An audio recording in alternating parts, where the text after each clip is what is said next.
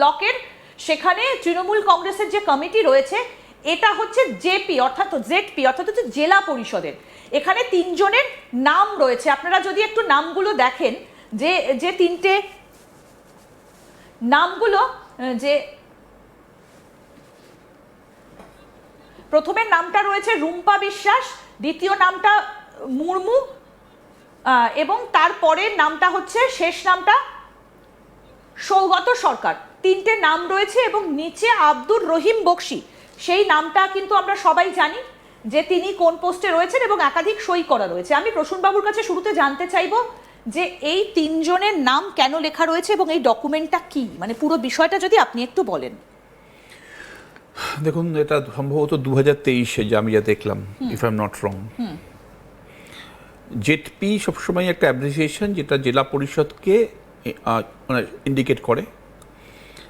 Most probably এই ধরনের যে কাগজ যেখানে একাধিক মানে লোকের সই রয়েছে, চেয়ারম্যানের সই রয়েছে, ডিস্ট্রিক্ট প্রেসিডেন্টের সই রয়েছে, ব্লক কমিটির পেপার, এগুলো নর্মালি পাঠানো হয় হচ্ছে যখন দলীয়ভাবে কোনো ব্লক লেভেলে সিদ্ধান্ত হয় কাকে কোথায় প্রার্থী করা হবে সেটা নিয়ে। প্রবাবলি আমি বলছি যে এটা একটা রেকমেন্ডেশন হতে পারে মোস্ট লাইকলি, যে এদেরকে প্রার্থী করার জন্য হবিবপুর ব্লক তৃণমূল কংগ্রেস রেকমেন্ড করেছিল এবং সমস্ত রেলিভেন্ট পার্সনরা সই করেছিল। মোস্ট প্রবাবলি তাই হবে এটা। যদি সেটাই হয় তাহলে আমি আপনাকে এটুকু বলতে পারি, সো ফর মাই নলেজ গোজ, ওই যদি আমার কেন্দ্রে পড়ে না, কিন্তু 2024-এ লোকসভার সময় আমাকে ওখানে যেতে হয়েছিল, মালদা উত্তরের মধ্যে পড়ে। এরা প্রবাবলি 3 জনের মধ্যে কেউই কিন্তু জেডপিতে টিকিট পেয়েছেন বলে আমার মনে হয় না। কিন্তু এখানে আব্দুর রহিম বক্সি সই রয়েছে, আমি ডকুমেন্টটা দেখাতে বলবো।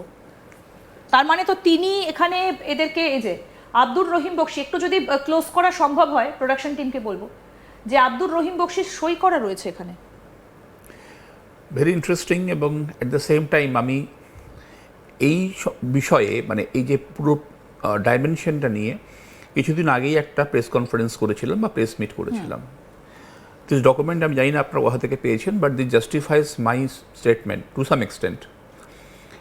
মালদা জেলাতে 2023 সালে পঞ্চায়েত নির্বাচনে শুধু হবিবপুর নয়, গোটা জেলার ম্যাক্সিমাম জায়গাতে যে আনব্রিডেলড দুর্নীতি হয়েছে সেটা বোধহয় একটা কমপ্লিট মানে বই তৈরি হয়ে যাবে তার উপরে। আমি যখন 2024 ওখানে লড়তে যাই, একাধিক নেতা যারা সত্যিই ডেডিকেটেড ছিল, দলটা করতো, সেই সময় চেষ্টাও করেছে, তারা রাজনীতিতে হার জিত হতেই পারে, তারা আমাকে বলেছেন, দাদা দুঃখটা হচ্ছে এটাই যে 2023-এর পঞ্চায়েত নির্বাচনে আই ওয়াজ প্রমিসড কি আমি জনপ্রতিনিধি হব। দেখুন, আপনি একটা দল করেন কেন? আপনি একটা দল করেন, একটা তো নিশ্চয়ই আপনার নীতি আদর্শ আছে, দলটার ভালোবাসেন, ফেয়ার এনাফ। 2 নম্বর হচ্ছে আপনি যখন পরিশ্রম করেন, দেয়ার লেখেন, নিজের যোগ্যতা প্রমাণ করেন, ভালো বক্তব্য রাখেন, আপনি কোনো না কোনো একটা পয়েন্ট এটাও আশা করেন যে আপনার যোগ্যতা অনুযায়ী দল আপনাকে জনপ্রতিনিধি হিসেবেও একটা সুযোগ দেবে প্রতিদ্বন্দ্বিতা করা, যেটা হারাটা তো তার পরের স্টেপ। এবার যদি এরকম হয় যে আপনি প্রতিদ্বন্দ্বিতা করার সুযোগ তখনই পাবেন যখন আপনি you can grease some pumps, আপনি যখন কাউকে খুশি করতে পারবেন, আপনি যখন তাদের ডিম্যান্ড ফুলফিল করতে পারবেন, তখন যে লোকগুলো সৎভাবে পলিটিক্সটা করতো একদম গ্রাউন্ড লেভেলে, তারা তো এটা পাবে না।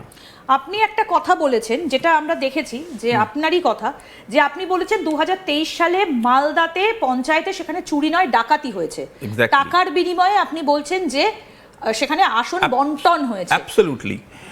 এটা কারা নিয়েছে সেই টাকা, কে দিয়েছে? এটার মধ্যে দেখুন, আইপ্যাকের সেই সময় যে টিমটা ওখানে কাজ করতো, দে ওয়ার ইনভলভড। এটা মোটামুটি তৃণমূল কংগ্রেসের সব স্তরের কর্মীরাই বলেন, নাম্বার 1।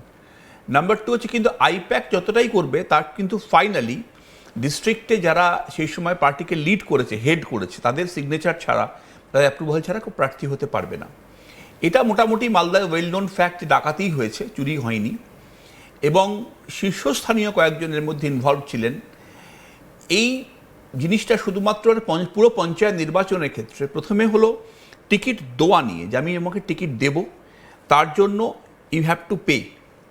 দেন টিকিট পাওয়ার পরে যারা জিতে গেল, তার মধ্যে পঞ্চায়েতে অবভিয়াস রুলিং পার্টি ভালো রেজাল্ট করে, তৃণমূলও করলো, তার মধ্যে কে প্রধান হবে কে হবে না, that was another round of corruption. আচ্ছা, মানে সেটার জন্য আবার টাকা? আবার এই টাকাগুলো কোথায় যেত? আইপ্যাকের হাত হয়ে কি অভিষেক ব্যানার্জির কাছে? দেখুন, nothing can be ruled out, আমরা তো ডেফিনেট বলতে পারবো না যে কার কাছে যেত।